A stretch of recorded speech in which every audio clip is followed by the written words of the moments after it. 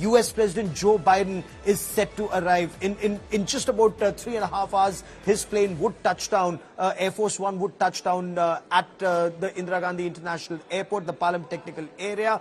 Before he took off, again, America and India, they're talking about multilateral issues, very important G20 outcomes.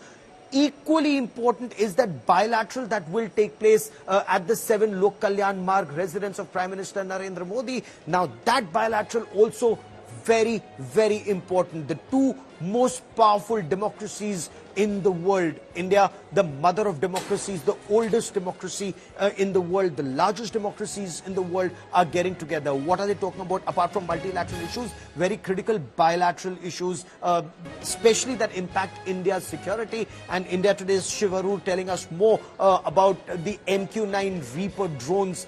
Very critical for strategic security, not just high in the Himalayas, but also in the Indo-Pacific region. They'll be talking about the GE-414 engines that will power the Tejas light combat aircraft. And that deal, extremely important. Not just the procurement of those engines, not just the procurement of the GE-414 engines, but also the manufacturing of those engines in India. A lot of reactions coming in. Prime Minister Narendra Modi will also be holding bilateral talks and 15 bilateral talks with the leaders of the United Kingdom, Japan, Germany and Italy.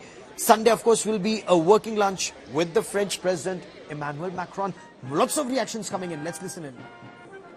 One thing I would note, because I got the question a couple of times in the press briefing room about China and the fact that Xi Jinping is not coming, whether they would play spoiler and so forth. I'm not going to handicap what will happen at this summit in that regard, but I would point out that if you look at the hosts of the G20 over the next few years, we have India this year, Brazil next year, South Africa the following year, and then the United States. And I think along with those three countries, India, Brazil, and South Africa, the U.S. has a deep stake in stewarding the G20 and making sure that it remains a central mechanism for global coordination on all the major challenges we face. And I think over the course of the weekend, you'll see opportunities for us to reflect that. The other thing I would say is that tomorrow the President will be meeting with Prime Minister Modi. It will be an opportunity to follow up on Prime Minister Modi's visit to the United States. And we will see meaningful progress on a number of issues, including the GE jet engine issue, the MQ-9 Reapers, on 5G, 6G, on collaboration on critical and emerging technologies, and progress also in the civil nuclear area as well. So we will mark all of that progress when the two of them meet tomorrow, which shows the breadth of the relationship between our countries. Of course, President Biden will also speak on critical fundamental values that the United States stands for, as he does in all of his engagements. Continuing to advance the U.S.-India relationship will be a priority this week. We highly value our bilateral relationship with India.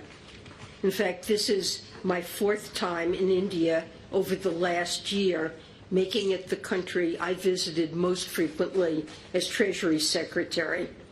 We also welcome Prime Minister Modi to the U.S. in June. The U.S. is home to the largest Indian diaspora outside of Asia and is India's largest export market. Expanding our bilateral economic ties and our cooperation on global challenges